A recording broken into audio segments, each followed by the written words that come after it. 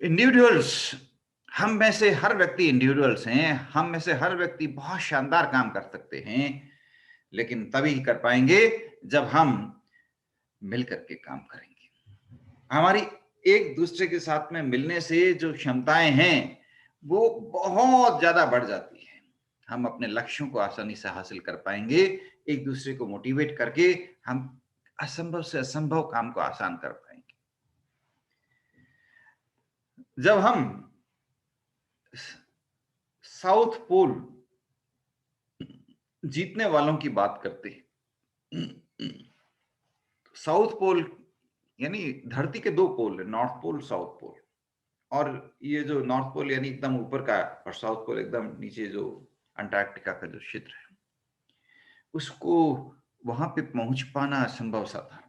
उसको जीत पाना असंभव सा था। अनेकों लोगों ने उसके लिए प्रयास किए। एक व्यक्ति बहुत पैसे वाला था तो उसने दुनिया के सबसे अच्छे घोड़े लिए। उन घोड़ों के साथ में 6 महीने का राशन इकट्ठा किया। दुनिया के सबसे ताकतवर लोगों की फौज इकट्ठी की और उनके साथ वो साउथ पोल को जीतने के लिए गया। लेकिन कोई जिंदा नहीं बचा। सब खत्म हो गए। वो खुद भी खत्म हो गया। इतनी कड़ाके की ठंड पड़ती है, कोई नहीं बचा। लेकिन एक व्यक्ति था जिसके दिमाग में जुनून भी था कि साउथ पोल को जीतना है। तो उसके साथ उसमें एक शानदार टीम बनाने की क्षमता थी। उसने घोड़े नहीं लिए, उसने वो कुत्ते लिए जो नॉर्वे के भयंकर ठंड के अंदर किसी तरह अपने आप को बचाए रखते। जो सड़कों के कुत्ते जो भयंकर ठंड में भी जंगलों में सड़कों में अपने आप को बचाए रखते हैं, उन कुत्तों को उसने लिया। उसने अपनी टीम बनाने के लिए दुनिया के सबसे ताकतवर लोग नहीं लिए, बल्कि वो गरीब लोग लिए जो भयंकर ठंड में भी -30 की टेम्परेचर में, -25 की टेम्परेचर में नॉर्वे, रूस और अन्य क्षेत्रों के अंदर भयंकर मेहनत करते रहते हैं अपनी दाल रोटी के लिए। ऐसे गरीब लोगों की उसने टीम बनाई और उन टीम के साथ में उसने साउथ पोल की यात्रा शुरू की। और आपको जानकर के ताज्जुब होगा कि उसके पास कुछ भी नहीं था।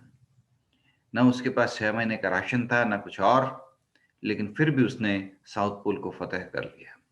राशन नहीं था, वो राशन 6 महीने का राशन अपने साथ नहीं ले गया।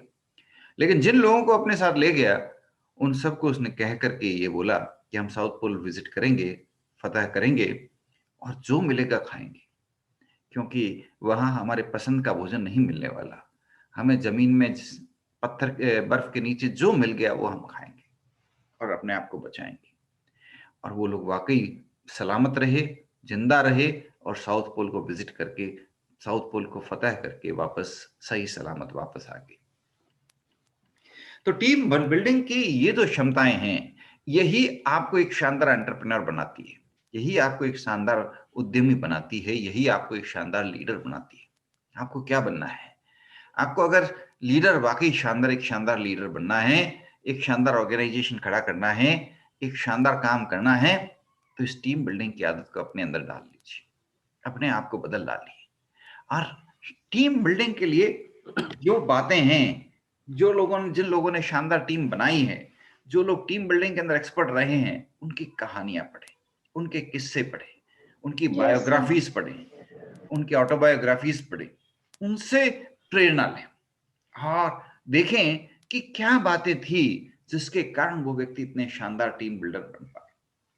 क्योंकि वो कहानियां पढ़ेंगे, उनकी वो संस्मरण पढ़ेंगे, तो आप भी एक शानदार टीम बिल्डर बन जाएंगे और आप भी वो काम कर पाएंगे जो आपका सपना है, ड्रीम है। अभी इम्पॉसिबल लगता है, ड्रीम तो वही होना चाहिए जो अभी इम्पॉसिबल लगे, जो अभी असंभव लगे।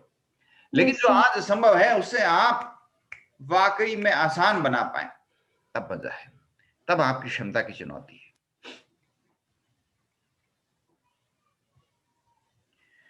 मैं आपको जितने भी महान लोगों की बातें बता रहा हूं, उन सब ने वो काम किए जो असंभव काम थे। संभव काम तो हर कोई कर सकता है, आसान काम तो हर कोई कर सकता है। मैंने जो भी बातें बताई वो सब असंभव काम थे। साउथ पोल जीतना असंभव सा काम था। यस। पूरे अंधे लोगों की टीम बना करके और उनसे शानदार उनको शानदार व्यक्तियों में तब्दील करना, वो सॉफ्टवेयर बना सकें, वो एनिमेशन बना सकें, इस लायक उनको बनाना, उनके अंदर आत्मविश्वास भर देना असंभव काम था। लेकिन किसी ने किया ना, तभी तो हम उसका नाम ले रहे हैं, तभी तो हम उसकी चर्चा कर रहे हैं। तो असंभव से असंभव काम जिसने कर दिया, वही तो आपके अंदर है, वही डीएनए आपके अंदर है। तो आप भी असंभव काम करने का सोचिए। आसान काम करने के सपने क्या देख रहे हैं? करना ही है, कुछ शानदार काम करने का सोचिए और आप कर सकेंगे। अकेले नहीं, एक शानदार टीम बनाइए और आप शानदार काम कर डालिए। अपने पड़ोसी देश बांग्लादेश की एक बात बताता हूं। मोहम्मद यूनुस का नाम क्या आप में से किसी ने सुना है? उनकी बात बताता हूं। Yes sir, cricketer. Yes sir. Mohammad Yunus cricketer नहीं, मोहम्मद यूनुस दूसरे व्यक्ति हैं। ये वो व्यक्ति हैं, ये प्रोफेसर थे इकोनॉमिक्स के और रोज पैदल अपनी यूनिवर्सिटी जाया करते थे, वॉकिंग करते। तो इनको देख करके एक बड़ा दुख हुआ कि पहले जो लोग बांस के फर्नीचर बना करके सड़क के किनारे बेचा करते थे, वो अब सड़क किनारे कटोरे लेकर के खड़े हैं।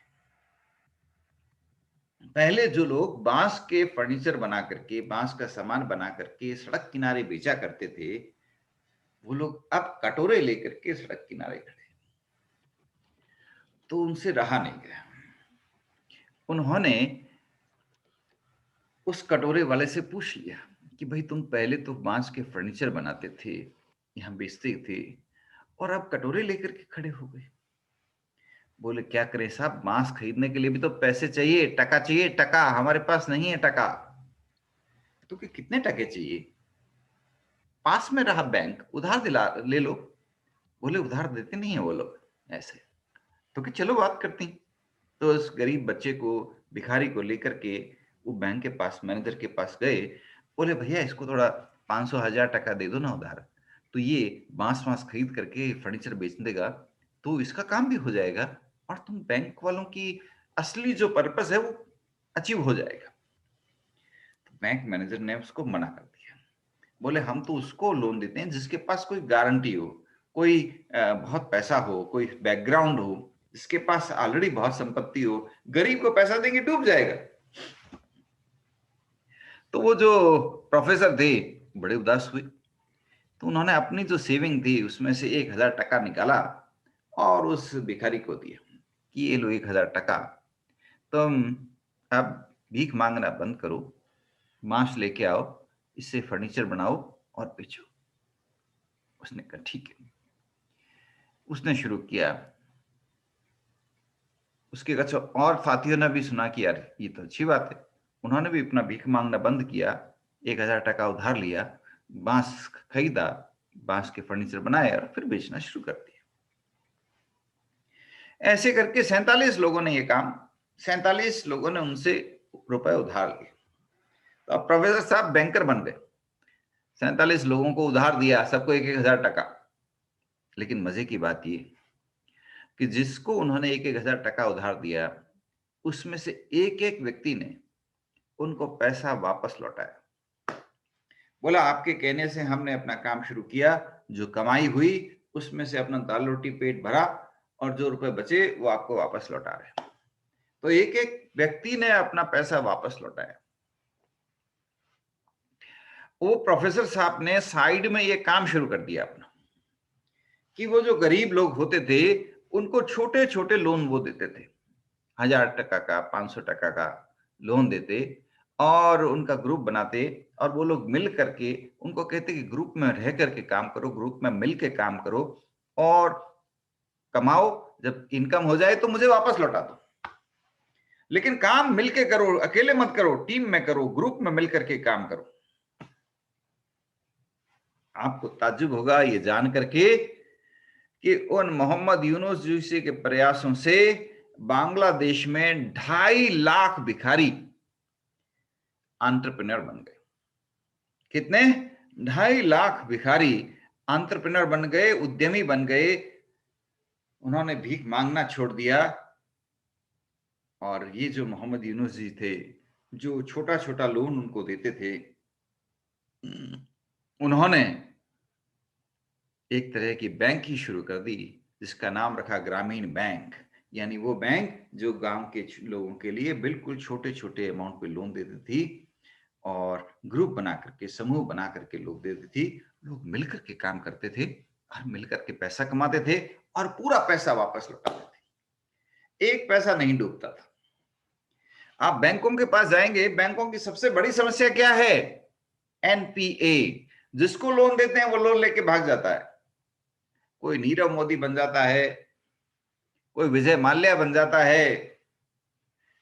उन पर तो बैंकें विश्वास करती है और उनको लोन दे देती है और वो लोन लेकर के भाग जाते हैं। और एक तरफ मोहम्मद यूनुस जी को देखिए, वो उन लोगों को लोन देते हैं जो पहले से ही फटे हाल हैं, लेकिन वो फटे हाल व्यक्ति खुशहाल व्यक्ति बन जाता है।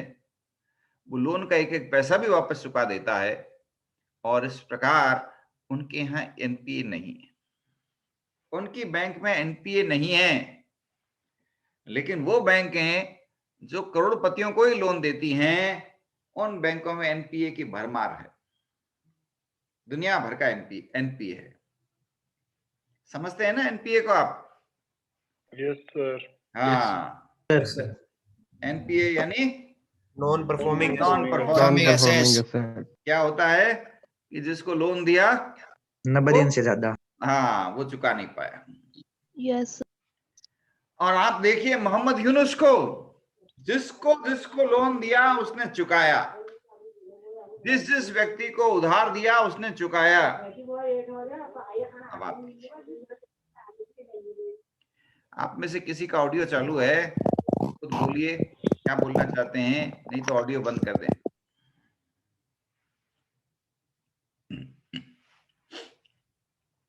मोहम्मद यूनुस जी चाहते तो एक व्यक्ति को इंडिविजुअल लोन दे सकते थे, लेकिन उन्होंने क्या कहा कि मैं इंडिविजुअल को लोन नहीं दूंगा, मैं ग्रुप को दूंगा, ताकि आप लोग ग्रुप में रहें, मिलकर के काम करें और एक 11 बने।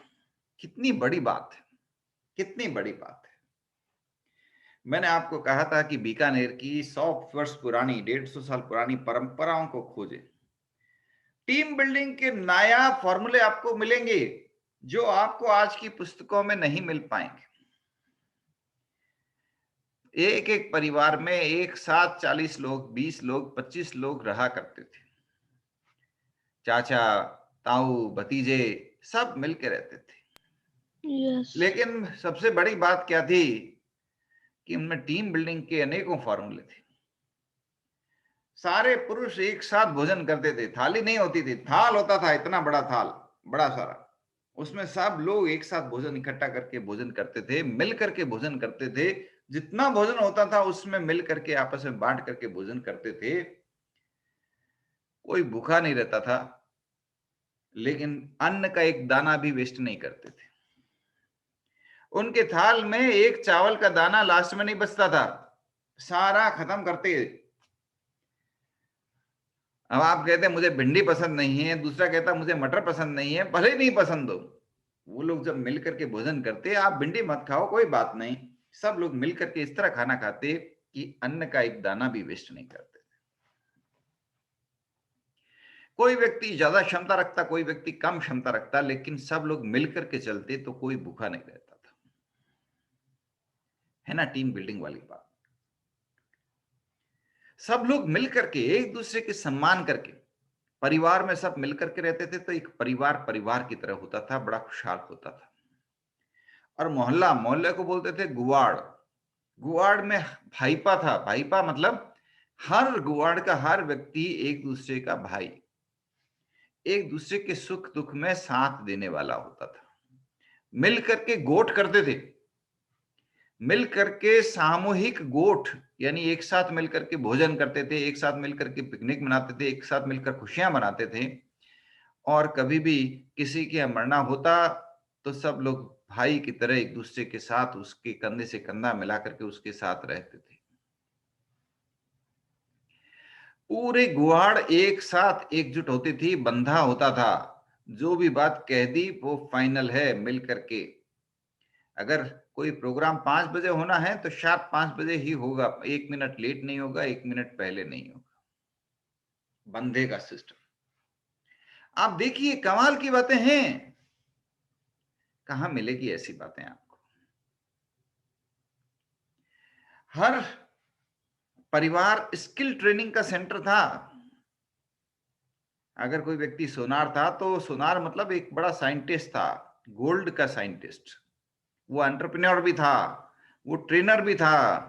वो अपने बच्चों को, अपने भाई के बच्चों को, अपने बहन के बच्चों को, अपने मोहल्ले के दूसरे, अपने गवाड़ के दूसरे भाइयों को, बच्चों को, सबको सिखाता था क्या काम करना है, कैसे काम करना, किन सिद्धांतों पे काम करना। प्रिंसिपल सिखाए जाते थे, कौन से प्रिंसिपल पे काम करना है, कौन से प्रिंसिपल पे काम नहीं करना है, कैसे ईमानदारी से काम करना है, कैसे काम करना है। ईमानदारी परिवारों में बसी हुई थी, घर घर में बसी हुई थी, संस्कारों में बसी हुई थी। आपको इतिहास की पुस्तकों में गलत बताया जाता है कि लोग बेईमान होते थे। भारत में बेईमानी नहीं थी, लोग ईमानदारी से रहते थे, हर व्यक्ति ईमानदारी से काम करता था। कोई ये सब अंग्रेजों की कहानियों के अंदर जानबूझ करके फैलाया हुआ झूठ है कि लोग बेईमान होते थे। ये भारत धर्मपरायण लोगों का था, हर व्यक्ति धर्मपरायण था, धर्म को सबसे ज्यादा प्राथमिकता दी जाती थी। तो जहां पर इतना धर्म था वहां पे लोग कभी भी हराम की कमाई की न सोचते थे न कोई बात। एक्सेप्शंस हर जगह होते हैं, लेकिन आप एक्सेप्शंस को जनरलाइज नहीं कर सकते। एक्सेप्शंस के आधार पे आप कोई कंक्लूजन नहीं निकाल सकते। आमतौर पर लोग बड़े सिद्धांतवादी थे, सिद्धांतों पर काम करते थे, हर बिजनेस सिद्धांतों से चलता था। मारवाड़ी एंटरप्रेन्योर्स थे, वो ब्याज को कैलकुलेट करते थे, लेकिन एग्जैक्ट कैलकुलेट करते थे, कोई एक्स्ट्रा रुपया नहीं लेते थे। एक भी रुपया एक्स्ट्रा ले लिया तो उनको लगता था कि अगले जन्म में हमें ब्याज समेत चुकाना पड़ेगा, इसलिए हम हराम का नहीं लेंगे। सोनार थे, लोहार थे, हर व्यक्ति साइंटिस्ट थे, वो अपने अपने काम के एक्सपर्ट होते थे, लेकिन कोई गलत काम नहीं करते थे। लोहार चाहते तो उस टाइम अपनी क्षमता से अद्भुत बम बना सकते थे, अब अद्भुत मारक हथियार बना सकते थे, लेकिन ऐसा नहीं किया। वो वही काम करते थे जिससे इस दुनिया का कल्याण हो। इस प्रकार के हथियार नहीं बनाते थे जिससे दुनिया का विनाश हो। इस प्रकार के काम नहीं करते थे जैसे आज के वैज्ञानिक कर रहे हैं। आज के वैज्ञानिक क्या कर रहे हैं?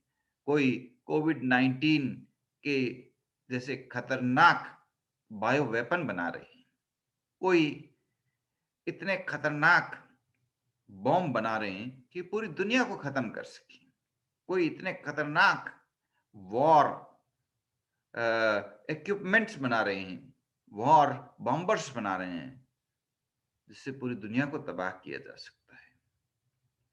तो क्या फायदा ऐसे वैज्ञानिकों का? क्या फायदा हमें उनकी क्षमता का? क्या फायदा इस दुनिया को उनके विज्ञान की ज्ञान का? आदमी के पास ज्ञान हो ये पर्याप्त नहीं है, ज्ञान के साथ दर्शन हो, चरित्र हो। भारतीय दर्शन में तीनों को महत्व दिया है, ज्ञान, दर्शन, चरित्र, बराबर महत्व। केवल ज्ञान से पार नहीं पड़ेगा। दर्शन यानी कैसे, कहां, किस तरह काम में लेना उस ज्ञान को, क्या हो जीवन का उद्देश्य। और चरित्र यानी ईमानदारी के साथ, नैतिकता के साथ, सिद्धांतों के साथ अपने जीवन को आगे बढ़ाना। तो ज्ञान, दर्शन और चरित्र तीनों की त्रिवेणी को महत्व दिया गया भारतीय दर्शन में। और जितनी भी आप कहानियां पढ़ेंगे, चाहे वो भगवान राम की पढ़ें, चाहे श्री कृष्ण की पढ़ें, उन सभी कहानियों से ये मैसेज बचपन से ही व्यक्ति के दिमाग में डाल दिया जाता है कि हमें ईमानदारी से रहना है, अपने जीवन को अच्छी दिशा में आगे ले जाना है, और जीवन का अल्टीमेट ऑब्जेक्टिव मोक्ष प्राप्त करना है, केवल ज्ञान प्राप्त करना है, जन्म बंधन के बंधनों से मुक्ति हासिल करना है, और जीवन को इतना पवित्र बनाना है, इतना शानदार बनाना है, ताकि इस जीवन के अगले जन्म के लिए भी हम तैयार रहें, इस जीवन से अगले जन्म में भी हमें इसी तरह पुण्य और अच्छा कार्य करने का मौका मिल सके। भारतीय सोच, भारतीय दर्शन लोगों को वो सब चीजें सिखाता था जिससे व्यक्ति खुश रह सकें, स्वस्थ रह सकें और एक बेहतर जीवन जी सकें। यही तो चाहिए। आपकी सारी पढ़ाई का मकसद यही तो है कि आप पढ़ाई के बाद एक ज्यादा स्वस्थ, ज्यादा अच्छे विचारों के ज्यादा सफल व्यक्ति बन सकें और समाज की तरक्की में योगदान दे सकें। आपने चार्टर्ड अकाउंटेंसी की पढ़ाई की, लेकिन इस पढ़ाई का असली फायदा तभी है जब इस पढ़ाई की मदद से आप समाज के 10 लोगों की मदद कर सकें। आपको जो रेम्युनरेशन मिल रहा है, आपको जो तनख्वाह मिलती है या आपको जो पेमेंट मिलता है, वो एक इंडिकेटर है कि आपने समाज के डेवलपमेंट के लिए कुछ ना कुछ कंट्रीब्यूट किया है और इसी के लिए सामने वाला व्यक्ति आपको कुछ पैसा दे रहा है। That contribution may be small और बिग, डजंट मैटर, लेकिन उस कंट्रीब्यूशन से समाज में एंटरप्रेन्योरशिप थ्राइव होती है, समाज में लोगों को खुशहाली मिलती है, समाज में लोग और ज्यादा तरक्की कर सकते हैं, है ना। और इसीलिए ये आप तैयारी करके आगे बढ़ रहे हैं। आपने देखा होगा कि जैसे जैसे आप आगे की पढ़ाई कर रहे हैं, प्रोफेशनल एथिक्स नाम के एक विषय है, बड़ा इंपॉर्टेंट बन गया है। प्रोफेशनल एथिक्स की पढ़ाई शुरू हो गई है। अब प्रोफेशनल एथिक्स को सबसे ज्यादा इंपॉर्टेंट माना जा रहा है। अब आप सीए की पढ़ाई कर रहे हैं, प्रोफेशनल एथिक्स पर बहुत ध्यान देंगे। क्यों? क्योंकि यही आपके पेशे को वो बाउंड्रीज देगा, वो लिमिट्स देगा, वो दिशा देगा, जिसकी मैंने भारतीय दर्शन में आपको कहा था, ज्ञान दर्शन चरित्र। यानी आपको अपने पेशे में रहते हुए, अपने बिजनेस में रहते हुए एक ईमान के साथ काम करना है, चरित्र के साथ में, एक दर्शन के साथ काम करना है, यानी एक उद्देश्य के साथ में काम करना है, एक सोच के साथ में काम करना है। तो वो प्रोफेशनल एथिक्स, आज की शब्दावली में हम उसे प्रोफेशनल एथिक्स कहते हैं। भारतीय शब्दावली में बात करें तो ज्ञान दर्शन चरित्र, यानी नीति और नियम और संयम, जिसको हम भारतीय दर्शन में सबसे ज्यादा महत्व देते हैं, वो संयम ही प्रोफेशनल एथिक्स के रूप में आपको सिखाया जाता है। और एक बात ध्यान रखिए, एथिक्स, प्रोफेशनल एथिक्स या इस तरह की जो भी चीजें हैं, वो कभी इंडिविजुअल लेवल पे काम नहीं करती, वो पूरे टीम लेवल पर काम करती है। आप अकेले एथिकल नहीं बन सकते, इसके लिए पूरा एनवायरनमेंट चाहिए। जब आप पूरी टीम के साथ होते हैं, हर व्यक्ति एथिकल होता है, आप भी एथिकल होते हैं और एक संयम का एनवायरनमेंट बन जाता है। आप कुछ गलत करने की कोशिश करेंगे, आपका कॉन्शियस आपको रोकेगा, आपके साथी लोग आपको रोकेंगे, आपके साथियों का जो स्टैंडर्ड है वो आपको रोकेगा, आप गलत काम नहीं करना चाहेंगे। तो ये जो एथिक्स है, ये जो स्टैंडर्ड्स हैं, जो मॉरल कोड ऑफ कंडक्ट की बात होती है, वो सब टीम एनवायरनमेंट में बनती है। बीकानेर के पास में है छतरगढ़। छतरगढ़ के पास में एक छोटा सा गांव है, वहां पर सोहनलाल जी मोदी रहा करते थे। सोहनलाल जी मोदी ने देखा कि गांव में बहुत गरीबी थी। गरीबी का कारण उनको एक समझ में आया कि गरीबी का कारण ये है कि लोग जो कमाते हैं वो शराब में उड़ा देते हैं। जो आमदनी होती है वो सारी आमदनी शराब के ऊपर खर्च कर देते हैं। सोहनलाल जी मोदी ने गांव के लोगों के साथ में मीटिंग की, गांव के लोगों के साथ में बातचीत की और कहा कि हम अपने गांव को एक आदर्श गांव बनाते हैं, चलो हमारे गांव से शराब को पूरी तरह भगाते हैं।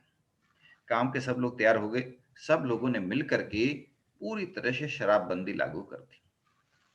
कमाल का असर हुआ, सब लोगों ने मिलकर के फैसला लिया था, उस गांव में शराब वगैरह बिल्कुल बंद हो गई, नशा पूरी तरह से बंद हो गया, कोई नशा नहीं, ना कोई शराब का नशा, ना कोई और नशा। नतीजा ये निकला, सोहनलाल जी मोदी तो अब नहीं रहे, लेकिन वो जो गांव है वो बड़ा खुशहाल गांव बन गया है, खूब तरक्की वाला गांव बन गया है, खूब पैसा है लोगों के पास में। क्यों नहीं होगा पैसा?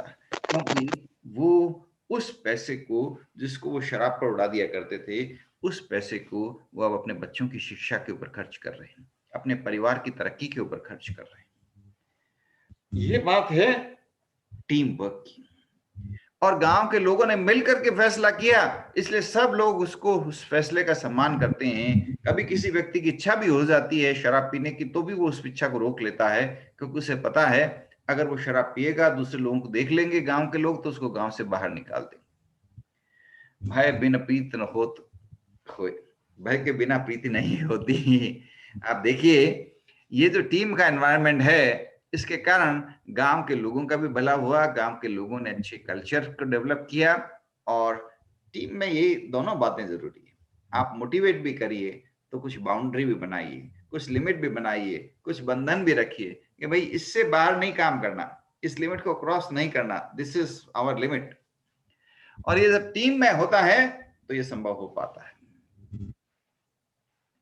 और इस टीम की ये जो क्षमताएं होती है वो अद्भुत होती है। आपने बिजनेस मैनेजमेंट सब्जेक्ट में पढ़ाई की होगी सीए के अंदर, उसमें एक हाथॉर्न एक्सपेरिमेंट की चर्चा होती है। हाथॉर्न एक्सपेरिमेंट्स में क्या हुआ? हाथॉर्न एक्सपेरिमेंट्स के बारे में मैं आपको संक्षेप में बताऊं। ये बात उस जमाने की है जब ये कहा जाता था कि अगर आपको प्रोडक्टिविटी बढ़ानी है तो अपनी फैक्ट्री को सुंदर बनाओ, उसमें अच्छी अच्छी फैसिलिटी रखो, लाइटिंग वाइटिंग बढ़िया रखो, प्रोडक्शन अपने आप बढ़ जाएगा। प्रोडक्टिविटी बढ़ाने के लिए साइंटिफिक टेम्परामेंट और इन सब चीजों के ऊपर जोर दिया जाने लगा था पहली बार। ये बात है 1918, 20, 22, 23, 24, 1920, 22, आज से 100 साल पहले की बात है। तो अमेरिका का एक बड़ा प्लांट था, असेंबली प्लांट। वहां पर लोग आते थे, अलग अलग कमरों में बैठ करके असेंबली का काम करते थे। तो वहां पर कुछ रिसर्चर्स ने कहा कि चलो हम यहाँ पर एक्सपेरिमेंट करके देखते हैं और लोगों के ऊपर प्रोडक्टिविटी बढ़ती है कि नहीं बढ़ती उसको चेक करते हैं। तो उन्होंने एक्सपेरिमेंट्स करना का तय किया। बहुत बड़ा प्लांट था, तो पूरे प्लांट पे तो एक साथ प्रयोग करना संभव नहीं था। तो उन्होंने एक ग्रुप ऑफ वर्कर्स, एक वर्कर्स का एक ग्रुप लिया, एक कमरा अलग लिया और उसमें उन वर्कर्स को जो असेंबली का काम करते थे उनको बिठाया और उसमें उन्होंने प्रयोग किए। तो पहला प्रयोग जिसको हम बोलते हैं इल्यूमिनेशन, इल्यूमिनेशन यानी रोशनी, रोशनी का प्रयोग किया। रोशनी यानी कमरे की जो लाइट थी, बल्ब, उसको चेंज करके उससे पावरफुल बल्ब लगाया, ज्यादा पावर का बल्ब लगा दिया। ज्यादा पावर का बल्ब लगाने के बाद प्रोडक्शन जो आता था पर डे प्रोडक्शन, उसको उन्होंने चेक किया पहले और बाद में कि बल्ब ज्यादा तेज पावर का बल्ब लगाया उससे पहले कितना प्रोडक्शन डेली आता था और बाद में कितना आता था, उसका उन्होंने एक ग्राफ बना के चेक किया। तो क्या होगा, आपने महसूस किया होगा कुछ ना कुछ तो चेंज आएगा। पहले जो प्रोडक्शन आता था और बाद में जो प्रोडक्शन आता था कुछ तो फर्क आएगा ही। तो क्या हुआ, प्रोडक्शन बढ़ गया। तो पहले प्रोडक्शन आता था अब उससे ज्यादा प्रोडक्शन आने लग गया। तो उन्होंने तालियां बजाई, वाह हमारा प्रयोग सफल रहा। देखो सिर्फ बल्ब को चेंज करते ही प्रोडक्शन कितना बढ़ता है, वाह कितना शानदार एक्सपेरिमेंट रहा। तो उनके मालिकों ने कहा चलो थोड़ा और पावरफुल बल्ब लगाओ। तो बाजार में 200 वाट का बल्ब भी आता है, 300 वाट का बल्ब भी आता है। तो उन्होंने कहा चलो और पावरफुल बल्ब लगाते। तो थोड़ा और पावरफुल बल्ब लगाया, प्रोडक्शन और बढ़ गया। अरे वाह, अरे भाई बल्ब का क्या खर्चा है, आपका प्रोडक्शन बढ़ रहा है, एम्प्लॉइज की प्रोडक्टिविटी बढ़ रही है, बल्ब लगाए जाओ क्या फर्क पड़ना है। तो उन्होंने और पावरफुल बल्ब लाया, सारे पूरे कमरे को रोशनी जगमग कर दिया, प्रोडक्शन और बढ़ गया। मालिक बोले तुम तो बड़े शानदार आविष्कारक निकले, बल्ब चेंज करने से प्रोडक्टिविटी इतनी बढ़ती है, हमने तो कभी सोचा ही नहीं था। तो किसी ने कहा कि रिसर्च तब पूरी होती है जब आप थीसिस के साथ एंटी थीसिस भी चेक करो। यानी आपने एक कंक्लूजन निकाला कि बल्ब तेज कर देने से प्रोडक्टिविटी बढ़ जाती है, तो वापस चेक करो क्या बल्ब कम करने से प्रोडक्टिविटी कम भी होती है क्या। तो क्या करते देखते प्रोडक्टिविटी गिर जाएगी, तो क्या देख के बताओ, करके बताओ। तो क्या भी करते हैं, बहुत पावरफुल बल्ब लगा रखे थे वो हटाए, कम पावर के बल्ब वापस लगाए। लेकिन अफसोस उन्होंने जो सोचा वो नहीं हुआ। उन्होंने सोचा था प्रोडक्टिविटी गिर जाएगी, लेकिन प्रोडक्शन और बढ़ गया। तो कि शायद बल्ब बहुत पावरफुल है अभी भी, इसको और कम करो। तो और कम किए बल्ब, प्रोडक्टिविटी और बढ़ गई। तो बड़े झुंझलाए, बोले इसको हटाओ, एकदम मिनिमम पावर का बल्ब लगा दो। तो कि लगा दो, प्रोडक्टिविटी और बढ़ गई। कमरे में करीब करीब अंधेरा कर दो। तो कमरे में करीब करीब अंधेरा, बल्ब नहीं के बराबर, लेकिन प्रोडक्शन और बढ़ गया। यानी उनको एक बात समझ में आ गई कि एम्प्लॉइज की प्रोडक्टिविटी बल्ब के कारण नहीं बढ़ रही, कोई और कारण से बढ़ रही है प्रोडक्टिविटी। तो पहले उन्होंने जो कंक्लूजन निकाला था, जिस बात को लेकर के वो बड़े खुश हुए थे कि साहब बल्ब चेंज करो प्रोडक्टिविटी बढ़ जाती है, अब वो जमीन पर आ गए, धरातल पे आ गए, उनकी अकल ठिकाने आ गई, बोले नहीं नहीं, ये प्रोडक्शन लाइट के कारण, जी आपका माइक खुल रहा है। ये प्रोडक्शन लाइट के कारण नहीं हुआ है, ये प्रोडक्टिविटी का लाइट से कोई संबंध नहीं है। तब वो बड़े परेशान से हुए कि तो खोजना पड़ेगा कि किस कारण से प्रोडक्शन बढ़ा, प्रोडक्टिविटी बढ़ रही है। अब एकदम अंधेरा है कमरे में, प्रोडक्शन बढ़ता जा रहा है, प्रोडक्शन बढ़ता जा रहा है। तो उन्होंने उसके बाद में 4-5 और प्रयोग किए और लास्ट में कंक्लूजन ये निकाला या उनके समझ में आया, वो ये कि ये बल्ब की रोशनी के कारण प्रोडक्टिविटी नहीं बढ़ी थी, ये उन वर्कर्स का कमिटेड टीम डिसीजन था। हुआ ये कि जब उन वर्कर्स ने देखा कि पूरी फैक्ट्री में सिर्फ हम लोगों को आइडेंटिफाई किया गया है, हमारे ग्रुप को स्टडी किया जा रहा है, तब उन्होंने ये तय कर लिया कि यार हमारा स्टडी हो रहा है, हमारे ऊपर नजर रखी जा रही है, हमें अपने ग्रुप की आन बान शान बनाए रखनी है। उन्हें नहीं पता क्या प्रयोग हो रहे थे, वो वर्कर्स थे, लेकिन उन्होंने कहा कुछ भी हो, हमें अपने ग्रुप की आन बान शान बनाए रखनी है, शानदार काम करना है, कुछ भी हो जाए अपना प्रोडक्शन नीचे नहीं जाना चाहिए, प्रोडक्शन का ग्राफ नीचे नहीं जाना चाहिए। चैलेंज इज चैलेंज, उन्होंने आपस में ग्रुप में मिलकर के डिसाइड कर लिया, चैलेंज इज चैलेंज। अब आप देखिए, तो जब व्यक्ति चैलेंज की तरह काम करता है, सब लोग मिलकर के चैलेंज अपना लेते हैं और चैलेंज की तरह चैलेंज अडॉप्ट कर लेते हैं, आप देखते हैं असंभव से असंभव काम को लोग संभव बना देते हैं। अभी एक पिक्चर आई थी लास्ट ईयर, एक व्यक्ति था, अकेले ने अपनी पूरी जिंदगी लगा करके एक पूरे पहाड़ को खोद के दिखा दिया। जो काम सरकारें नहीं कर सकती वो एक इंडिविजुअल ने कर दिया। अभी एक पिक्चर आई थी, ये कितने 21 सरदारों ने पूरी की पूरी एक फौज को, 10,000 लोगों की फौज को रोक लिया था। अक्षय कुमार की अब वो इतनी बड़ी बात होती है, एक मुट्ठी भर लोगों ने पूरी की पूरी फौज को हरा दिया। Yes. हम तो इतिहास में Yes, पढ़ते sir. हैं, आप लोगों ने पढ़ा भी होगा कि एक सिखों की कहावत भी है कि 1.25 लाख से एक लड़ा हुआ, और ये कहावत नहीं है, हकीकत में उनकी कहानी है ये।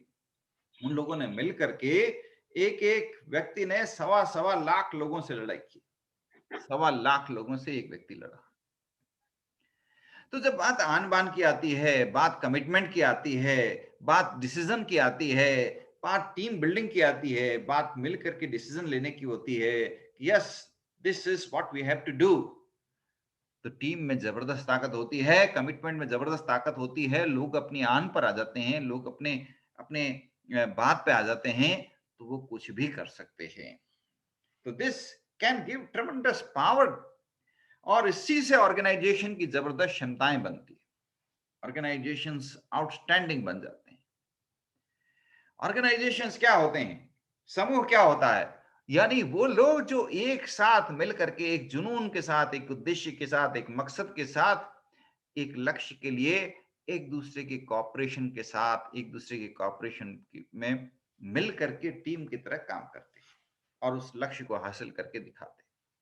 असंभव से असंभव काम को करके दिखाते हैं, असंभव से असंभव काम को वो मिल करके साथ में पूरा करके दिखाते हैं। ये देखिए हमने करके दिखाया, क्योंकि बात होती है टीम की, बात होती है ग्रुप की। और हम देखते हैं, हमने देखे हैं इतिहास में अनेक ऐसे उदाहरण मिलते हैं जहां पर लोगों ने असंभव से असंभव काम को मिल करके बड़ी आसानी से पूरा करके दिखा दिया।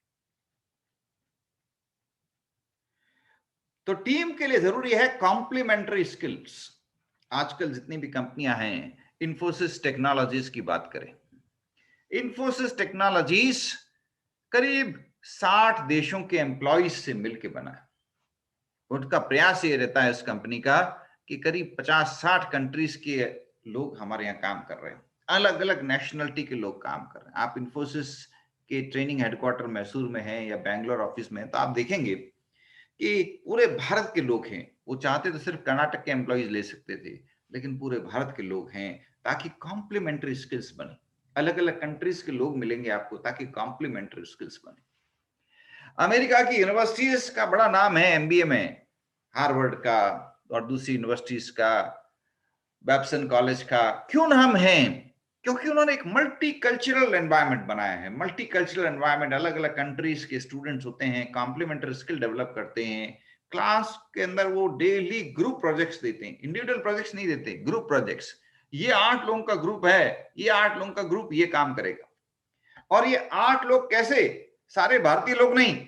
अगर वो 8 लोगों की टीम बनाएंगे तो एक इंडियन, एक पाकिस्तानी, एक जर्मन, एक फ्रेंच, एक स्वीडन का, एक अफ्रीका का, कुछ लड़के कुछ लड़कियां, ऐसे वो ग्रुप बनाएंगे और वो ग्रुप मिल करके डिसाइड करेंगे क्या करना है, कैसे करना है। अगले दिन क्लास में प्रेजेंटेशन देंगे, केस स्टडी बताएंगे, हमने ये काम ऐसे करने की कोशिश की, और उसी के ऊपर उनको मार्क्स दिए जाएंगे। इस बहाने हर व्यक्ति मल्टीकल्चरल एनवायरनमेंट में रहना सीख जाएगा।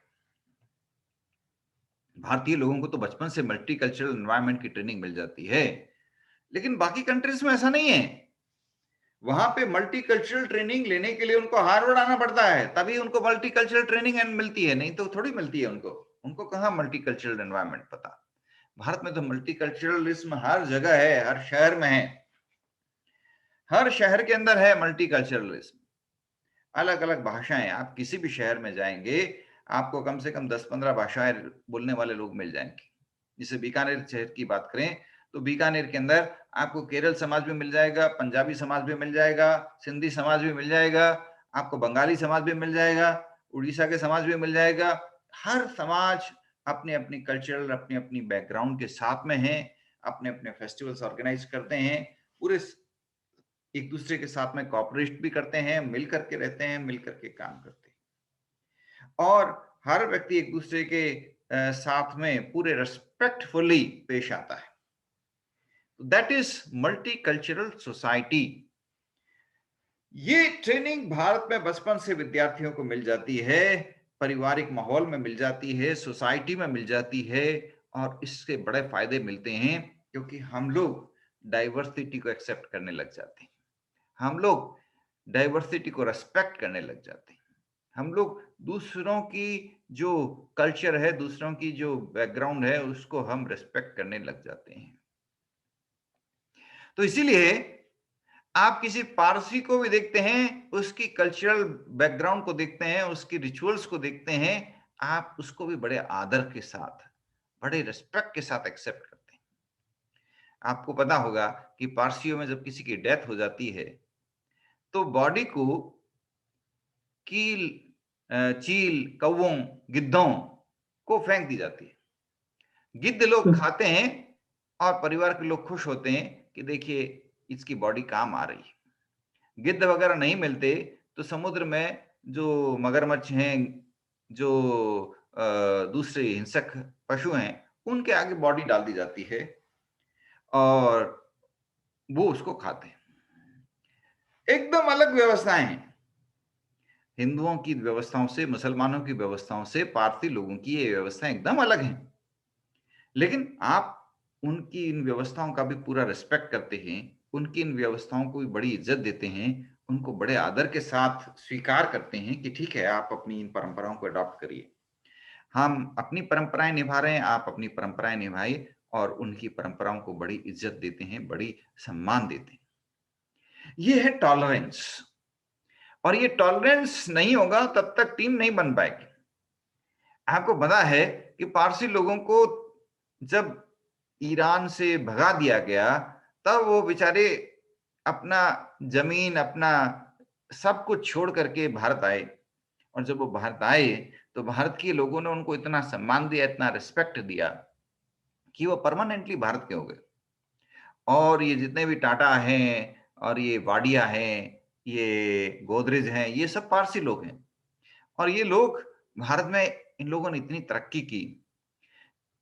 भारत की कल्चरल डाइवर्सिटी को धन्यवाद दीजिए कि इसने न केवल पारसी लोगों को अपनाया, उनको रिस्पेक्ट दी, बल्कि उनको अपने पूरे फुल फॉर्म में काम करने दिया।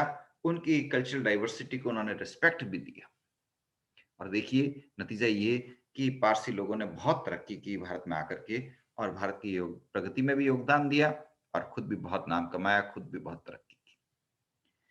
भारत में जितने भी लोग माइग्रेंट्स आए, दूसरी कंट्री से माइग्रेंट्स आए, या भारत के अलग अलग स्टेट में जो रहते हैं लोग, वहां जहां जहां भी माइग्रेंट्स आए, दूसरी कंट्री से, दूसरे क्षेत्रों से जो माइग्रेंट्स आए, उनको बड़ा रिस्पेक्ट दिया गया, और उन सब ने बहुत तरक्की की। तो ये जरूरी है, क्योंकि आपको एक फ्लरिशिंग सोसाइटी बनानी है, एक डेवलपिंग सोसाइटी बनानी है, तो ऐसे ही काम होगा, और तभी आप एक शानदार nation is also an organisation, एक शानदार नेशन बना पाएंगे। एक शानदार नेशन तभी बनेगा जब उस नेशन में अलग अलग बैकग्राउंड के, अलग अलग कल्चरल कंटेक्स्ट के सब लोग रहें। उद्देश्य एक ही है, लेकिन सभी अपने अपने कल्चरल, अपने अपने बैकग्राउंड के साथ में एक डाइवर्सिटी लेके आते हैं, जिस डाइवर्सिटी के कारण सभी लोगों की अलग अलग सोच रिफ्लेक्ट भी होती है। कोई व्यक्ति किसी सोच के साथ में, कोई किसी सोच के साथ में काम करता है। तो हम लोग बड़े फॉर्चुनेट हैं। We people are very fortunate because ours is a very diverse country. हमारी कंट्री में बहुत ज्यादा विविधता है, बहुत ज्यादा टॉलरेंस है, बहुत ज्यादा रिस्पेक्ट है। हमारा जो कल्चरल बैकग्राउंड है, हमारी जो धार्मिक विविधता है, सांस्कृतिक विविधता है, वो हमारी बहुत बड़ी ताकत है। वो हमारे अंदर क्रिएटिविटी को फ्लरिश करती है, हमारे अंदर टॉलरेंस को फ्लरिश करती है, हमारे अंदर टीम बिल्डिंग का एक नेचुरल एनवायरनमेंट बनाया गया है। कॉम्प्लीमेंट्री स्किल्स नेचुरली बनाई गई है भारतीय लोगों में। कॉम्प्लीमेंट्री स्किल्स के कारण ही आप देखिए भारतीय लोग इतने ज्यादा क्रिएटिव हैं, इतने ज्यादा इनोवेटिव हैं, इतने ज्यादा शानदार काम कर रहे हैं। जो कमी है वो मैंने आपके साथ में पिछली क्लास में भी जिक्र की कि भारतीय लोगों के अंदर अंग्रेजों ने इतनी हीन भावना बरती, भारतीय लोगों के बारे में इतना गलत इतिहास लिख दिया, भारतीय लोगों के बारे में अंग्रेजों ने, क्योंकि अंग्रेजों को भारत पर शासन करना था, इसलिए इस तरह का उन्होंने मायाजाल रचा कि हर व्यक्ति एक दूसरे से लड़ने लग जाए, जाति के नाम पे, धर्म के नाम पे। ये जो लड़ाने की जो नीति है, ये अंग्रेजों ने अडॉप्ट की थी, ताकि लोग छोटे छोटे मुद्दों को लेकर के एक दूसरे की टांग खींचें, एक दूसरे को नीचा दिखाएं, और अंग्रेजों के लिए शासन करना आसान हो जाए। तो ये अंग्रेजों के प्रयास थे। वो तो चले गए, लेकिन उन्होंने जो व्यवस्थाएं बनाई वो अभी भी विद्यमान है, वो जाने का नाम नहीं ले रही, और उसके कारण लोग आपस में लड़े जा रहे हैं, लोग एक दूसरे की टांग खींचे रहे हैं, और इसके कारण भारत का जो विकास होना चाहिए वो विकास नहीं हो पा रहा, क्योंकि एक व्यक्ति आगे जाने का प्रयास करता है, दूसरा उसकी टांग पकड़ के उसको नीचे खींच लेता है। हमें फिर से इस देश को महान मुल्क बनाना है, महान देश बनाना है, और उसके लिए हमें कहीं दूसरे देश की तरफ जाने की, देखने की जरूरत नहीं है, दूसरी तरफ जाने की जरूरत नहीं है। हमें अपने आप को ही फिर से रीडिस्कवर करना है, अपनी अद्भुत जो विरासत है उसको फिर से बचाना है, उसको फिर से अंगीकार करना है, उसको फिर से जीवन में लागू करना है। हमें इतनी अद्भुत विरासत मिली है, परंपराएं इतनी शानदार मिली हुई हैं, उनको वापस उसी परिप्रेक्ष्य में, सही परिप्रेक्ष्य में जीवंत करना है, और हम फिर से एक महान देश बन जाएंगे। भारत के अंदर देखिए आप, परंपरागत ऑर्गेनाइजेशंस, ट्रेडिशनल इंडियन कल्चर, इसके कारण जो इंडियन ऑर्गेनाइजेशन है उनकी लाइफ बहुत लंबी है, बहुत शानदार काम कर रहे हैं, और एक बड़ा अच्छा एनवायरनमेंट क्रिएट करके काम कर रहे हैं, लोगों को आनंद आ रहा है काम करने का। वो बात है, आज पूरी दुनिया में इसी बात पर चर्चा हो रही है कि work should be full of happiness. जहां पर भी आप काम करें, आपको काम करने का आनंद मिले। Employ happiness should be there, everyone should be happy, happiness should become a very important goal. लोगों के अंदर खुशियां हो, लोगों को आनंद मिले, यही हमारा मकसद हो, और इसीलिए हैप्पीनेस इंडेक्स की बात हो रही है। आज पूरी दुनिया में हैप्पीनेस इंडेक्स को अपनाया जा रहा है। हैप्पीनेस इंडेक्स के द्वारा लोगों में कितनी खुशहाली है उसके ऊपर चर्चा हो रही है, ह्यूमन डेवलपमेंट इंडेक्स की बात हो रही है, और ये हमारी परंपराओं का पार्ट है, हमारे कल्चर का पार्ट है।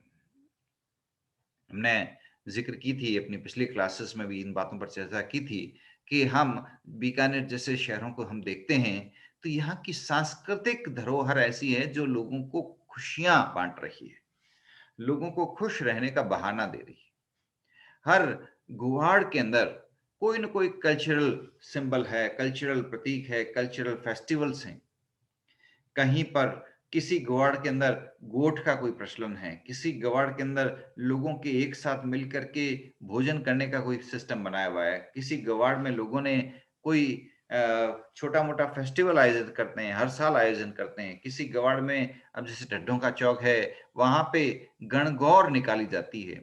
गणगौर की जो झांकी होती है, पूरे मोहल्ले के लोग जोड़ करके इस में इन्वॉल्व होते हैं, बड़ा आनंद लेते हैं। आसपास के मोहल्लों के लोग भी आते हैं और उस फेस्टिवल को एक जबरदस्त कलरफुल फेस्टिवल के रूप में मनाते हैं।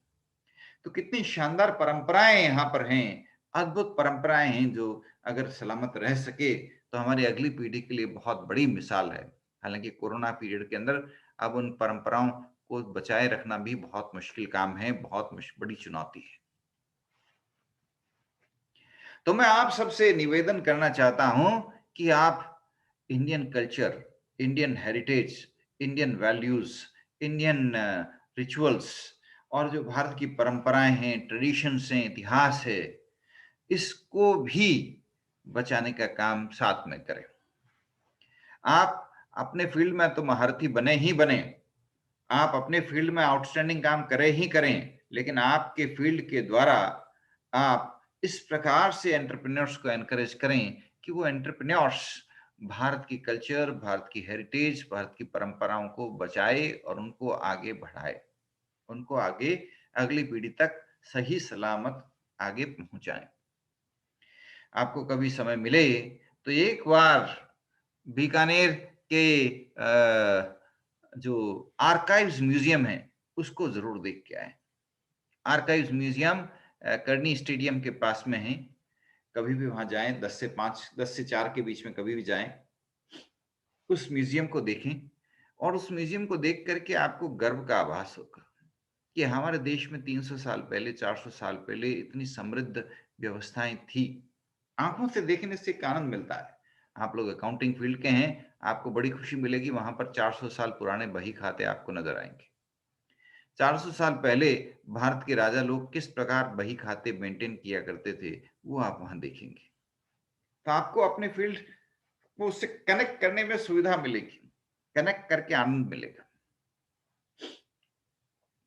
आपको उन राजाओं की तरक्की का जो बेस था वो समझ में आएगा कि उन लोगों ने कितना अच्छा सिस्टम डेवलप कर रखा था। एडमिनिस्ट्रेशन का system, accounting system, taxation system, किस तरह से वो लोग इसको चलाते थे। तो you will come to know about it. You should definitely visit, कभी भी समय मिले आर्काइव्स म्यूजियम जरूर विजिट करिए, आपको बड़ा आनंद मिलेगा। देखिए, ये आज हम सबके लिए गर्व की बात है कि हमारे देश में ऐसे अनेक ऑर्गेनाइजेशंस, इंस्टीट्यूशंस हैं जो हम सब के लिए मैटर ऑफ प्राइड है, जिन्होंने एक शानदार कल्चर डेवलप कर रखा है, एक शानदार हेरिटेज बना रखी है। उनके बारे में जानना, उनको समझना और उनके बैकग्राउंड को समझना, उनकी व्यवस्थाओं को समझना जरूरी है, क्योंकि आप सब लोग एक तरह से मैनेजमेंट के विद्यार्थी हैं। आपको आगे जाकर के लीडरशिप का बहुत इंपॉर्टेंट काम करना है। आपको ऑर्गेनाइजेशंस को लीडरशिप देनी है, ऑर्गेनाइजेशंस में ट्रांसफॉर्मेशनल लीडरशिप का रोल निभाना है। तो हमने आज आपके सामने चर्चा की, जैसे इंडियन आर्मी की, मैंने आपके सामने कुछ एग्जांपल्स दिए थे, आपको बताया कि बहुत शानदार ऑर्गेनाइजेशन है, तो इसको स्टडी करना जरूरी है ताकि आप इससे कुछ सीख ले सकें। अपना ऑर्गेनाइजेशन या जिस ऑर्गेनाइजेशन का भी आप सलाह दें उसको बेहतर बनाने में मदद कर सकें। मैंने आपके सामने चर्चा की थी कि किस प्रकार भारत के जो परंपरागत ऑर्गेनाइजेशंस हैं, ट्रेडिशनल ऑर्गेनाइजेशंस हैं, पुराने जमाने में भारत के जो राजा महाराजा हुआ करते थे उनके ऑर्गेनाइजेशंस, उनमें जो अच्छाइयां हैं वो इतिहास की किताबों में नहीं दर्शाई गई हैं, वो आपको ढूंढनी पड़ेगी। इतिहास में तो एक पॉलिटिकल एंगल के साथ इतिहास लिखा गया जिसका अल्टीमेट उद्देश्य था अंग्रेजों को ज्यादा स्थायी बनाना, और इसलिए उन्होंने भारत के गौरवमय इतिहास को दबा दिया, उसको छुपा दिया, उसको स्वीकार ही नहीं किया। आप अंग्रेजों के इतिहास, लिखे हुए इतिहास को देखिए, वो मानने को ही तैयार नहीं है कि भारत में भगवान श्री राम हुए थे, भारत में श्री कृष्ण हुए थे। वो तो ये कहते हैं कि ये सब कपोल कल्पनाएं हैं। ये ऐसा इसलिए कहते हैं ताकि भारतीय लोगों का अंदर का जो रुतबा है, अंदर की जो उनका जो कॉन्फिडेंस है, वो कहीं बाहर निकल के ना आ जाए। वो चाहते हैं कि भारतीय लोगों के अंदर हीन भावना भरी रहे, लेकिन इसको बदलना पड़ेगा, ब्रेक करना पड़ेगा। कोई न कोई तो आगे आएगा जो इस जो हम सबको बांधे हुए है, इसको तोड़ेगा। और उसके लिए जरूरी है कि आप में से कोई व्यक्ति आगे आए और आत्मविश्वास के साथ भारत की वापस वही गौरवमयी तस्वीर दुनिया के सामने प्रस्तुत करे। अंग्रेजों के उद्देश्य थे जिसके आधार पर उन्होंने भारत को गुलाम बनाया, जिसके आधार पर उन्होंने अपने स्ट्रैटेजी के तहत, एक सोची समझी चाल के तहत भारतीय लोगों को एक बंधन में बांधे रखा। लेकिन अगर आपको वाकई एक शानदार टीम बनानी है तो लोगों के आत्मविश्वास को बढ़ाना पड़ेगा, उनका आत्मविश्वास जगाना पड़ेगा, और उस आत्मविश्वास के सहारे ही आप लोगों के अंदर फिर से वो क्षमताएं डेवलप करेंगे जिससे वो ऑर्डिनरी से एक्स्ट्राऑर्डिनरी बन सके, साधारण से असाधारण बन सके।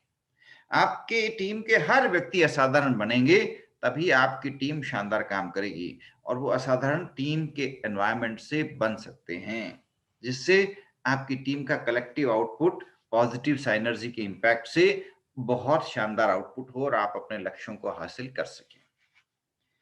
आपके सामने जैसे मैंने आपको कुछ उदाहरण दिया कि कितनी जबरदस्त कल्चरल बैकग्राउंड भारत की थी कि 1.25 लाख से एक लड़ाऊं, क्या बड़ी बात है। एक व्यक्ति 1.25 लाख से लड़ रहा एक गुरु के कहने पर। तो ये जो एनवायरनमेंट है, ये टीम बिल्डिंग का आदर्श स्वरूप है, जहां पर लोग सब कुछ न्योछावर करने को तैयार है अपनी टीम के लिए, अपने ऑर्गेनाइजेशन के लिए, समर्पण के साथ, कमिटमेंट के साथ, डेडिकेशन के साथ। ये चाहिए। देखिए, हम शानदार ऑर्गेनाइजेशन बनाते हैं तो बेंचमार्किंग टेक्निक का इस्तेमाल करते हैं। बेंचमार्किंग मतलब आप किसी दूसरे शानदार ऑर्गेनाइजेशन को देखिए, उससे तुलना करिए और ये ट्राई करिए कि किस प्रकार आप उसके जैसा बन सकें या उससे बेहतर बन सकें। आप कोई जरूरी नहीं है कि आपके जैसा ही ऑर्गेनाइजेशन, कोई भी दूसरा ऑर्गेनाइजेशन देख लीजिए जो वाकई शानदार हो, उसकी व्यवस्थाओं को देखिए और उससे बेहतरीन अपना ऑर्गेनाइजेशन बनाने की बात सोचिए। तो इसे हम बोलते हैं बेंचमार्किंग। भारत में आपको बेंचमार्किंग के लिए दुनिया भर के उदाहरण मिल जाएंगे, एक से एक शानदार ऑर्गेनाइजेशन मिल जाएंगे, उनसे बेंचमार्किंग करिए। अरविंद आई हॉस्पिटल के बारे में बताना चाहता हूं मैं आपको।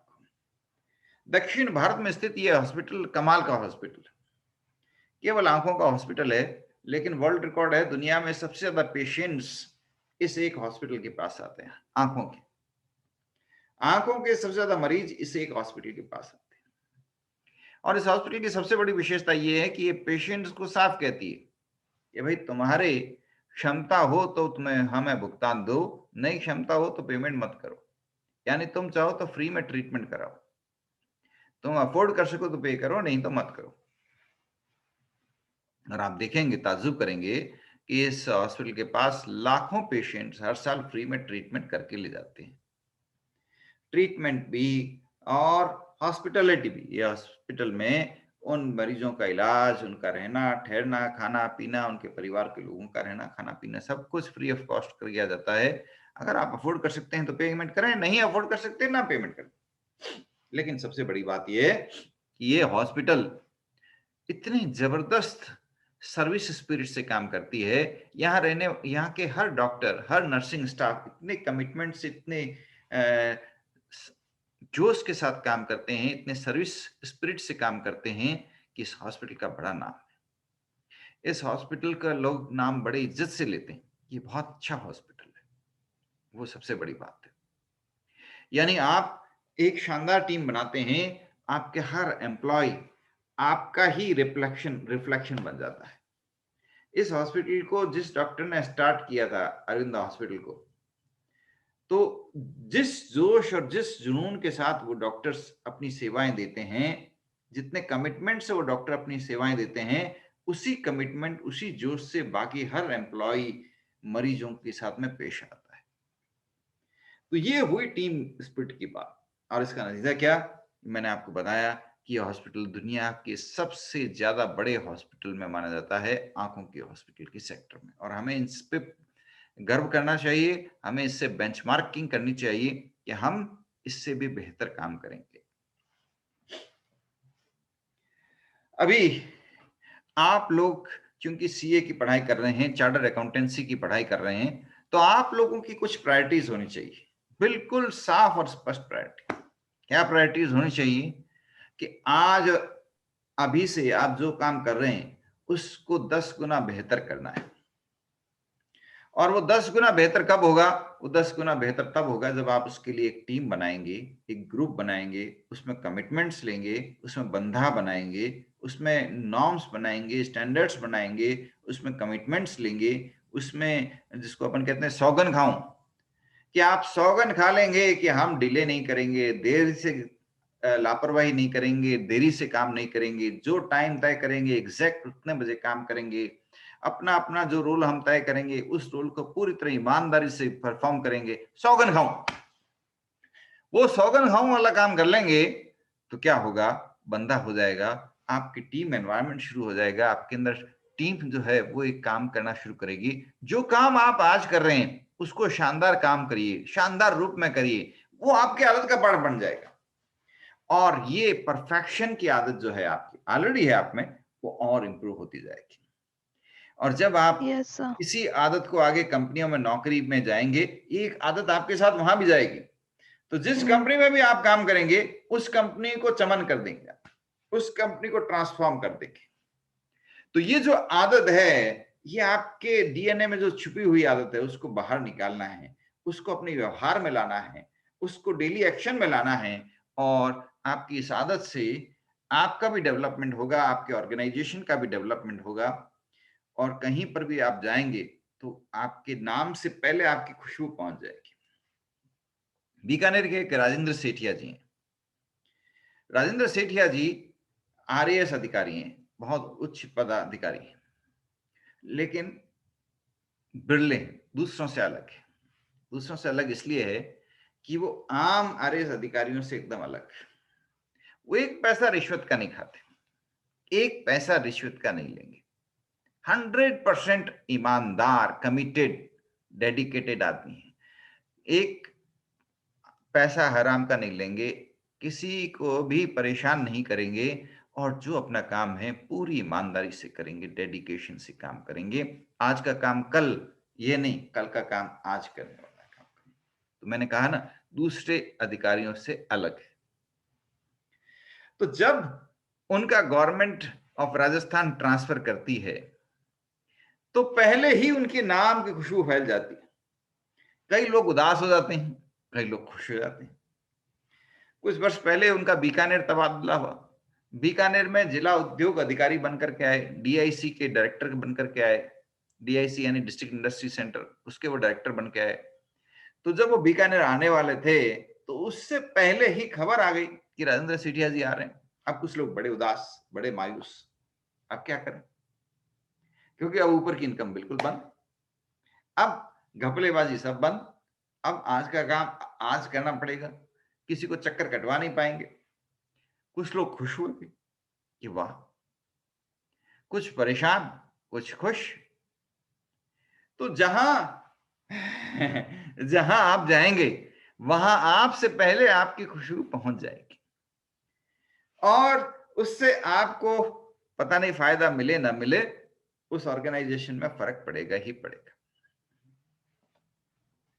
मुझे बीकानेर के एक कॉलेज ने प्रिंसिपल बनाया।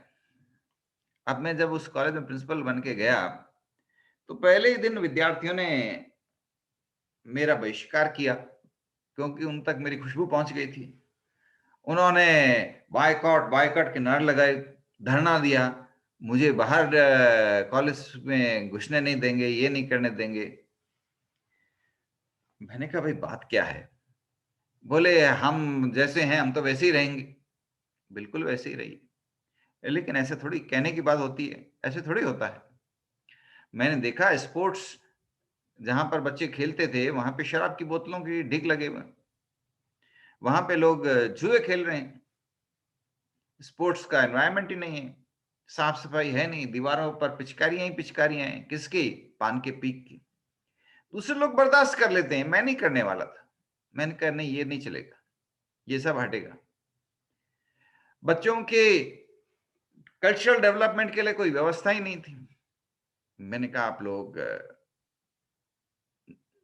जो नवरात्रि आने वाली थी, मैंने कहा आप लोग गरबा करिए, कल्चरल फेस्टिवल करिए, लड़के भी आएंगे, लड़कियां भी आएंगे, एंजॉय करिए, गलत हरकत कोई नहीं होगी, लेकिन सांस्कृतिक विरासत को हम नहीं छोड़ेंगे।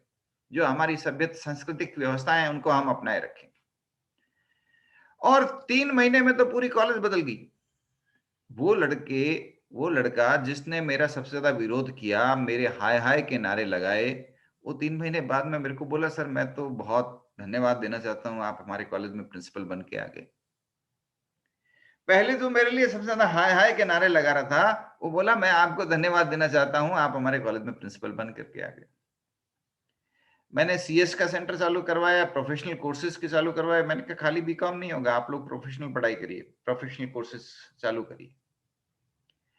तो जहां आप जाएंगे आपके साथ बदलाव होगा ही होगा, परिवर्तन होगा ही होगा। हम अपने भारत के लोगों के अंदर जो छुपी हुई महानता है, जो उनके डीएनए में छुपा हुआ, जो उनके महानता के अंकुरण हैं, उसको किसी तरह बाहर ले आएं तो पूरा भारत बदल जाए। फिर आज आप कलेक्ट्रेट में जाते हैं, आज आप डूंगर कॉलेज में जाते हैं, आज आप किसी भी सरकारी भवन, गारंटी है बीकानेर के किसी भी सरकारी भवन में जाएं, पूरा तो भवन आपको लोगों के पान के पीक से सड़ा हुआ मिलेगा। चारों तरफ गंदगी नजर आएगी, फाइलों के अंबार मिलेंगे। कोई फाइल 10 महीने पुरानी है, कोई साल भर पुरानी है, यानी एक एक साल से आपने उसको काम नहीं किया। ऐसा क्यों हो रहा है? क्योंकि लोगों के अंदर का ईमान मर गया है, लोगों के अंदर काम करने का जज्बा खत्म हो गया है, जो हमारी भारतीय परंपराएं थी वो खत्म हो गई। अंग्रेज जो चाहते थे कि हमारे अंदर हीन भावना बढ़ जाए, हमारे अंदर ये बात बढ़ जाए कि हम लोग बड़े बेकार लोग हैं, हमारे दिमाग में ये बात बैठ जाए कि हम लोग कामचोर लोग हैं, वो हो गई। लोगों के दिमाग में ये बातें बैठ गई। सारे सरकारी विभागों में यही हाल हुआ है, सारे में नहीं, कुछ एक्सेप्शन भी है। जैसे मैंने आपको भी बताया, मौका मिले तो आप आर्काइव्स म्यूजियम देख के आए, ये भी सरकारी विभाग है, लेकिन इतना शानदार है कि आप देखेंगे देखते रह जाएंगे। कितने कमिटमेंट के साथ में बनाया गया वो म्यूजियम है।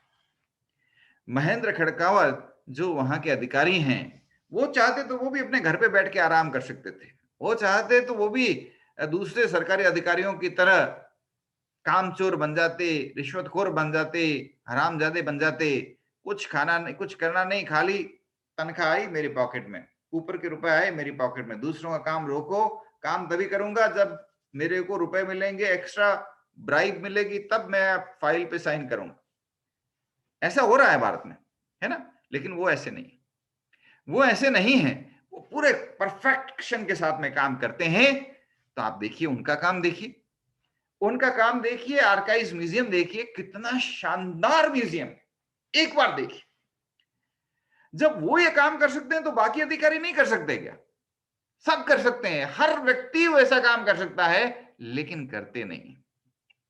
इसीलिए जो शानदार काम कर रहे हैं उनको बेंचमार्क बनाइए, उनके बारे में दूसरों को बताइए, उनके शानदार काम को दूसरों को सामने दिखाइए, ताकि दूसरे लोग भी उनसे देख के प्रेरणा लें, बेंचमार्क करें और अपने आप को बदलें, अपने एनवायरनमेंट को बदलें। महेंद्र खड़कावत के जैसे भारत में हजारों अधिकारी हैं। वो अधिकारी महेंद्र खड़कावत जी को अपना बेंचमार्क बनाते हैं, उससे अच्छा काम करने की कोशिश करते हैं, या कम से कम वैसा काम करने की कोशिश करते हैं। आप सोचिए, सरकारी विभागों के प्रति हमारी जो सोच है वो पूरी बदल जाएगी, पूरी तरह से बदल जाएगी, इसमें कोई दो राय नहीं। मैंने यहाँ पे बीकानेर के आयुर्वेद विभाग के अधिकारी, जिला स्तर के आयुर्वेद अस्पताल है, जिला स्तर के अधिकारी हैं, उनको कहा कि देखिए आपकी भवन के किनारे लोग पेशाब करते हैं, आप अपनी भवन के अंदर सार्वजनिक शौचालय क्यों नहीं बनाते? नहीं नहीं, ये हमारा काम थोड़ी है। उनका टका से जवाब क्या? ये हमारा काम नहीं है, सार्वजनिक शौचालय बनाना हमारा काम नहीं है। बिल्डिंग आपकी, भवन आपका, जमीन आपकी, सरकार की, आप सार्वजनिक शौचालय नहीं बनाएंगे तो कोई दूसरा आके बनाएगा। नतीजा क्या निकलेगा? हर व्यक्ति आपकी बिल्डिंग के ऊपर, आपकी दीवार के ऊपर पेशाब कर रहा है। आपकी बिल्डिंग और आपकी दीवार के साथ इस देश के अंदर कितना गंदा कल्चर फैल रहा है। लेकिन अधिकारियों की आदत क्या है? हम नहीं करने वाले, हम तो वही काम करेंगे जो हमें जितना हमें मिनिमम करना है, मिनिमम से मिनिमम काम करेंगे, दूसरों को काम को रोकेंगे, बस तनख्वाह लेंगे और रिटायरमेंट का दिन काउंट करेंगे, कब रिटायरमेंट हो, बस पेंशन मिलती रहेगी, मजे। आप सोचिए क्या हो रहा है इस देश में। यही लोग चाहें 8 घंटे इनको काम करने हैं, 8 घंटे अगर वो काम करते हैं, वाकई काम करते हैं, तो आप सोचिए वो आयुर्वेद अधिकारी अगर चाहता तो उसका भवन कितना शानदार बना सकता है, सार्वजनिक शौचालय बना करके देश की स्वच्छता की दिशा में, स्वच्छ भारत की दिशा में योगदान दे सकता है। कोई व्यक्ति आएगा, उसको अस्पताल साफ सुथरा नजर आएगा, आसपास गंदगी नजर नहीं आएगी, बदबू नहीं नजर फैलती नजर आएगी, लेकिन वो चाहते ही नहीं। और वो चूंकि इनिशिएटिव नहीं लेते तो उनके जूनियर से वो कहे हम क्या करें, यही नहीं लेता तो मैं क्या करूं, तो पूरा का पूरा कल्चर ही डीजनरेट हो जाता है, पूरा का पूरा कल्चरल ही डीजनरेट हो जाता है। अगर लीडर गड़बड़ तो आगे सब कुछ गड़बड़। आयुर्वेद अधिकारियों की लापरवाही के कारण बीकानेर में आयुर्वेद हॉस्पिटल था, उन्होंने उसको टेम्पररी बंद करवा दिया, क्योंकि तनख्वाह तो मिलती रहेगी, क्या है अस्पताल आयुर्वेद जो कॉलेज था, आयुर्वेद कॉलेज को बंद करवा दिया कि तनख्वाह तो मिलती रहेगी, कॉलेज को बंद करो ना, क्या करना है। टेम्पररी बंद करवाया, वो कॉलेज पूरी तरह बंद हो गया। उनकी इस लापरवाही के कारण आयुर्वेद इतना शानदार विधा है, इतनी जबरदस्त विधा है, लेकिन आप देखिए कितने लोग इसको अडॉप्ट कर रहे हैं, बहुत कम लोग। क्यों? क्योंकि आयुर्वेद के अधिकारी लोग हैं, आयुर्वेद के चिकित्सक हैं, वो इसको फैलाने के लिए उनमें कोई जज्बा ही नहीं, वो फैलाने नहीं चाह रहे। आप सोचिए बाबा रामदेव ने पूरी दुनिया में आयुर्वेद फैला दिया, लेकिन जो आयुर्वेद चिकित्सक हैं, जिसको इस बात के लिए तनख्वाह मिलती है, महीने की लाख रुपए तनख्वाह मिलती है, क्या उनमें से किसी एक व्यक्ति ने भी 100 घरों के अंदर आयुर्वेद फैलाया हो कि नहीं ये मेरा टारगेट है, बाबा रामदेव करोड़ों लोगों को अगर आयुर्वेद सिखा सकता है तो कम से कम अपनी जिंदगी में 100 लोगों को आयुर्वेद मैं सिखाता हूं, 100 लोगों के घरों में आयुर्वेद मैं फैलाता हूं। वो नहीं कर पाए। तो लीडर के ऊपर बहुत कुछ डिपेंड होता है। आप सब लोगों को लीडरशिप का रोल निभाना है। आप लोग लीडरशिप से पीछे मत हटिए, कभी भी ऐसा मत सोचिए कि नहीं मेरे को लीडरशिप नहीं करनी। लीडरशिप तो हमको करनी है, हम नहीं करेंगे तो ये गुंडे बदमाश सब आगे आ जाएंगे लीडरशिप के लिए। वो इसलिए आगे आ रहे हैं क्योंकि हम लोग पीछे हट रहे हैं। तो हमें अपनी लीडरशिप की भूमिका निभानी है। हमें जहां पर भी गड़बड़ नजर आता है अपनी आवाज उठानी है। हमें जहां पर भी लगे ये ठीक नहीं है, हमें अपनी आवाज को दबाना नहीं है, अपनी आवाज को आगे लाना है, अपनी बात को आगे पहुंचाना है। हम नहीं करेंगे तो फिर ऐसे ही चलता रहे। हर साल जब बजट बनता है, मैं एक पत्र लिखता हूं फाइनेंस मिनिस्टर को कि साला बजट में ये चीजें जरूर डालें। मुझे पता है वो माने नहीं माने उनकी मर्जी, लेकिन मैं तो अपना काम करूंगा, मैं तो अपनी आवाज उठाऊंगा। तो मैं आप सबसे यही अनुरोध करता हूं कि आप अपने अंदर लीडरशिप स्किल्स को डेवलप करें, अपने अंदर लीडरशिप स्किल्स को बनाए रखें। भूलिए मत आपके अंदर भी वही डीएनए है जो चंद्रगुप्त मौर्य के अंदर था, वही डीएनए है जो चाणक्य के अंदर था, वही डीएनए है जो श्री राम और श्री कृष्ण के अंदर था। आपके अंदर भी वही जोश और वही उत्साह है, उसको बनाए रखिए। और इस बीकानेर के अद्भुत धरा पर कितनी मिठास है यहाँ की वाणी में, कितना अपनापन है बीकानेर के अंदर, कितना अपनापन है यहाँ के लोगों के अंदर, उसको बनाए रखिए। वो अब लुप्त हो गया है, दिल्ली बंबई में वो नहीं मिलेगा अब आपको। जो बातें बीकानेर में मिल रही हैं आपको आज भी कुछ सीमा तक 5% ही सही अभी भी बरकरार है, वो आपको दिल्ली और बंबई में कभी नहीं मिल सकता। आपका प्लेस ऑफ वर्क हो सकता है मुंबई हो सकता है दिल्ली हो सकता है न्यूयॉर्क हो, क्योंकि कॉर्पोरेट सेक्टर्स तो वही हैं, बड़ी बड़ी कंपनियां वही हैं। बीकानेर में तो है नहीं बड़ी कंपनी। हो सकता है आपका प्लेस ऑफ वर्क मुंबई हो सकता है प्लेस ऑफ वर्क न्यूयॉर्क हो सकता है प्लेस ऑफ वर्क लंदन हो, लेकिन जिस बीकानेर की अद्भुत परंपरा ने आपको आज के इस मुकाम पर पहुंचाया है, उसकी खुशबू को भी बनाए रखिएगा। आज नहीं तो कल लोग बीकानेर को आपके नाम से जाने कि अरे बीकानेर ये वही शहर है जिसने इतने शानदार फाइनेंस प्रोफेशनल्स पूरी दुनिया को दिए। और आपके देखिए, आपकी टेक्निकल हुनर अपनी जगह है, लेकिन जो वाणी की मिठास है, जो अपनापन होता है, जो आपकी सोच होती है, हैं? उससे तो आप बीकानेर की महक को पूरी दुनिया में बिखेर ही सकते हैं। तो इस काम को जारी रखें। आपको समय मिले तो 15 तारीख से लेकर के 30 तारीख तक बीकानेर कल्चरल फेस्टिवल है। मैंने पिछली बार भी आपको बताया था, आपको समय मिले तो उसके ऑनलाइन फेस्टिवल को ज़रूर अटेंड करिएगा और वो बीकानेर की महक को ही और फैलाने का प्रयास है और कुछ नहीं है। कभी भी समय मिले आपको, जब भी भविष्य में, तो तय करिएगा साल में कम से कम 1 दिन अपनी जड़ों से जुड़िए, 1 दिन निकालिए, अपने हाथों से पेड़ लगाइए। आपके अपने हाथों से पेड़ लगाइए, वो पेड़ खड़े होंगे तो आपको याद रखेंगे और हम भी आपको याद रखेंगे। आपको, आपकी जब भी इच्छा हो आप मुझे बताइए, मैं आपको ले चलूंगा। मैंने तो अपना पूरा जो एक क्षेत्र है वो इसी के लिए डेवलप किया हुआ है। कभी समय मिले साल में 1 दिन अपने हाथों से खेती करिए। अभी कभी समय मिले अपने हाथों से बीमार गायों को अपने हाथों से गुड़ खिलाइए, आपको बड़ा आनंद मिलेगा। हमने यही सब कामों के लिए बीकानेर के पास एक गौशाला है, उसके सामने ही अपना एक सेंटर स्टार्ट किया हुआ है। आपको जब भी इच्छा हो, किसी भी रविवार को, हर रविवार मैं बीकानेर ही रहता हूँ और इन्हीं सब कार्यों के लिए रहता हूँ। और मैं चाहता हूँ कि आप जैसे युवा अपनी जड़ों से जुड़े रहें, खूब तरक्की करें, खूब प्रोग्रेस करें। ऑब्वियसली भारत में 6000 कंपनियां हैं, उनमें सीईओ सीएफओ की पोस्ट की वैकेंसीज आएंगी ही आएंगी, और आप जैसे युवा आगे नहीं आएंगे तो उसको कौन, उन भूमिकाओं को कौन करेगा।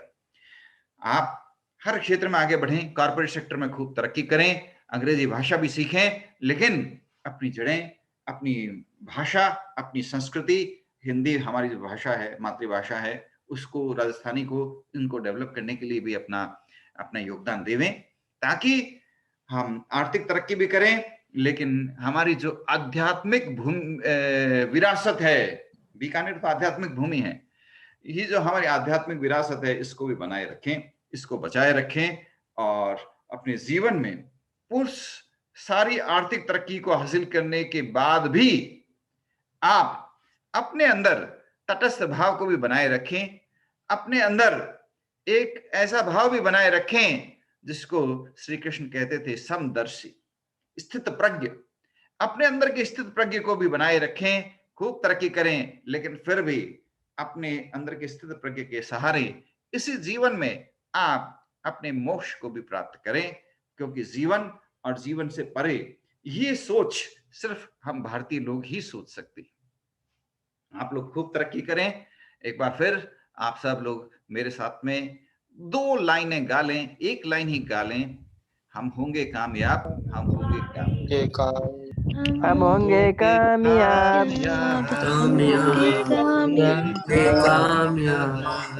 एक दिन हम होंगे कामयाब, एक दिन